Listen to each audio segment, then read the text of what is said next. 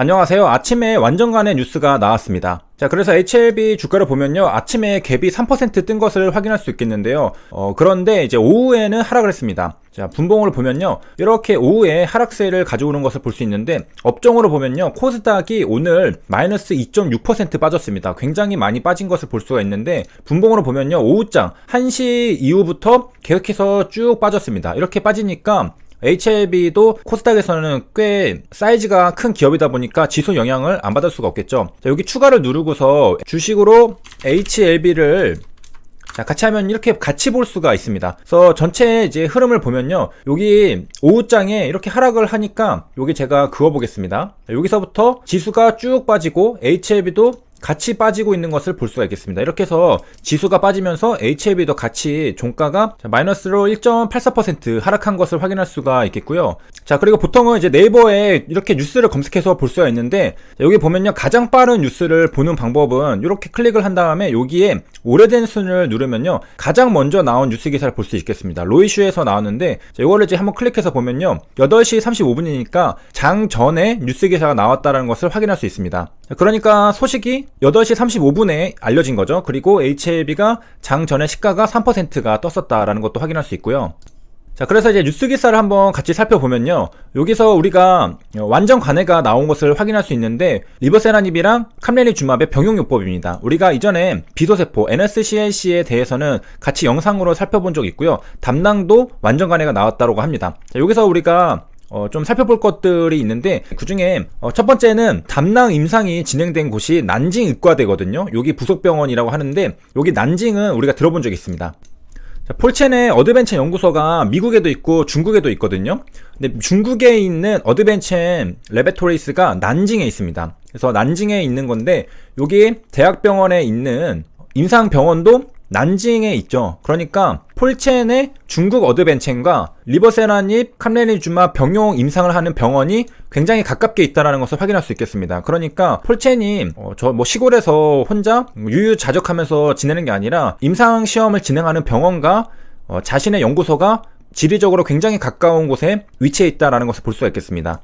자, 임상시험에 영향을 주면 안 되기 때문에 가서 지시라던가 어떤 것을 할 수는 없겠지만은 가서 염탐을 하다던가 주위를 두리번거리다던가 그럴 수는 있겠죠. 아니면 임상의들이랑 간단한 얘기 정도를 할 수는 있을 것 같아요. 자, 그 다음에 이제 밑에 보면요, 리버세라닙의 위력을 우리가 살펴볼 수 있는 부분이 있는데요, 면역관문 억제제의 바이오마커가 TMB, MSS 이런 게 있고요. 그 다음에 PD1이랑 PD-L1 발현도도 낮은 것이 확인이 됐다고 합니다.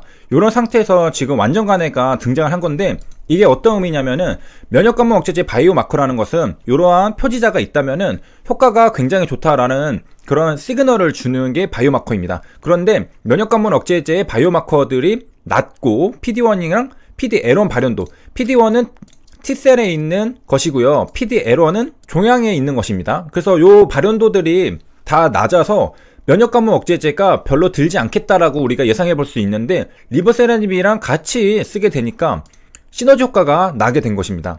리버세라닙이랑 같이 쓰게 되니까 면역관문 억제제 바이오마커가 낮음에도 불구하고 완전 간해가 나오는 등 여러가지 시너지 효과가 나타나는 것을 확인할 수 있겠습니다. 자, 우리가 흔히 이제 3세대 면역항암제 같은 경우에는 사용할 수 있는 사람들이 제한되어 있다고 했잖아요. 그래서 바이오마커들을 이렇게 검사를 하고서 적합한 사람인지를 보고서 투여를 하게 되는데, 리버세라닙을 같이 사용하게 되면은 바이오마커가 낮아도 효과가 있다라는 겁니다. 그래서 이런 경우에는 이제 같이 쓸 수밖에 없고요.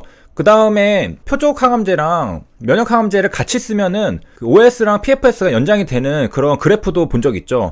그래서 혼자 쓰는 것보다 같이 쓰는 게 효과가 훨씬 좋더라라는 것을 증명하는 또 한 번의 사례라고 우리가 확인할 수 있겠습니다.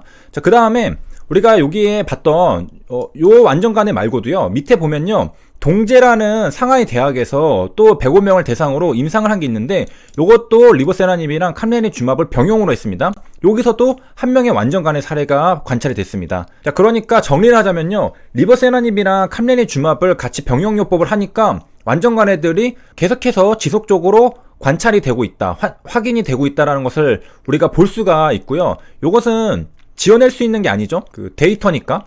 그 다음에 면역 관문 억제제, 그러니까 캄레니주마비 잘 먹히지 않을 것 같은 그런 사람들한테서도 효과가 나타나는 것을 보니까 리보세라닙이랑 같이 쓰니까 그 시너지가 굉장하구나 라는 것도 확인할 수 있겠습니다. 그 다음에 이제 밑에 보니까 HIV 관계자가 자, 요 진행 중인 간 말고도 고형에 대해서도 병용 임상을 빠르게 진행할 것이라고 했는데, 요 고형 같은 경우에는 단단하게 이제 뭉쳐져 있기 때문에 그 안속까지 보통 면역세포들이 침투를 하지는 못하거든요. 그래서 치료가 좀 어렵죠. 자, 그래서 이제 자신감을 얻었는지 이런 쪽으로도 병용 임상을 빠르게 진행할 것이라고 말하고 있습니다. 자, 그러면 이제 여기까지 완전간해가 도대체 몇 개 적응증에서 나온 거냐 보면요. 일단 비소세포 담낭에도 완전간해가 나왔죠. 병용으로 썼을 때. 에스모에서도 발표된 게 위는 우리가 엔젤 스터디에서 2명이 완전간해 발생한 것을 확인했죠. 그 다음에 폐도 우리가 확인했고, 식도, 그 다음에 요거도. 그래서 완전간해 사례가 지금 굉장히 많이 나타나고 있습니다. 그 다음에 이제 리보세라닙의 작용 기전이 굉장히 많은 편인데요.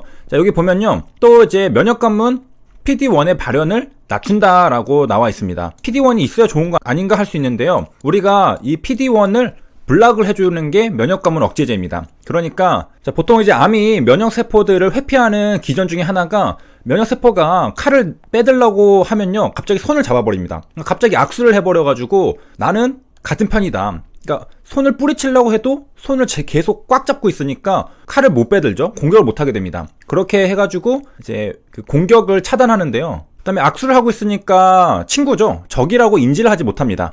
자, 그런데 PD-1의 발현을 낮추게 된다라는 것은 PD-1은 면역세포한테 있는 겁니다. 면역세포가 손을 없애고 왔습니다. 그래서 이제 암세포가 손을 잡으려고 하니까 손이 없어요. 그러니까 더 이상 이제 친구인 척을 하지 못하죠. 그러니까 바로 그냥 공격을 당해버리는 거죠. 이런 걸 보면요, 리보세라닙은 그 3세대 면역항암제가 아니지만은 비슷한 작용 기전을 가지고 있는 것을 확인할 수 있겠습니다. 그러니까 PD-1 면역항암제도 이거 PD-1을 블락하는 건데, 리보세라닙은 PD-1의 발현을 낮춰버리죠. 그러니까 궁극적으로는 둘 다 적군을 인식할 수 있게 도와준다는 거죠. 그 다음에 리보세라닙은 또 NK세포를 활성화한다고 하는데요. NK세포는 그 박셀바이오로 이제 많이들 이제 알려져 있죠. 이거는 적응 면역이 아니라 선천 면역입니다. 그래서 최근에 이제 연구가 많이 되고 있는데, NK세포는 숫자보다 활성화가 더 중요합니다. 그래서 우리가 많이 웃으면은 활성도가 높아진다고 하는데, 요즘에는 이제 병원에서도 NK세포 활성도를 검사해주는 그런 것들이 있다고 합니다. 그래서 NK세포 활성도가 떨어졌다 싶으면은 내 면역에 조금 문제가 생겼구나 하고서 조심하고 좀 더 건강한 생활을 하고, 그렇게 이제 우리가 삶을 영위해 갈 수 있는데요. 어쨌든 이제 NK세포를 리보세라님이 또 활성화하는 그런 역할도 한다고 합니다. 이거 말고도 피 단백질을 또 낮춰서 다제내성을 또 해결하고 등등 여러 가지 작용 기전들이 굉장히 많이 있습니다. 근데 이런 것들은 다 부차적인 거고, 가장 핵심적인 것은 바로 신생혈관 억제죠. 요게 메인인데, 요것뿐만 아니라 다른 작용 기전들도 굉장히 좋은 것들이 많이 있다. 그래서 하나인데도 리보세라닙은 다방면으로 좋은 작용 기전들을 가지고 있다는 것을 확인할 수 있겠고요. 혼자 써도 효과가 있었죠. 병용요법으로 하니까 또 결과가 더 좋게 나오는 그런 것들도, 왜냐, 같이 쓰면은 좋은 것들이 지금 혈관 신생 억제 말고도 여러 가지가 있잖아요. 그렇기 때문에 병용으로 하면은 시너지 효과가 검증이 잘 되는 그런 상황이라는 것을 볼 수 있겠습니다. 그래서 여기까지 살펴봤고요. 시청해주셔서 감사합니다.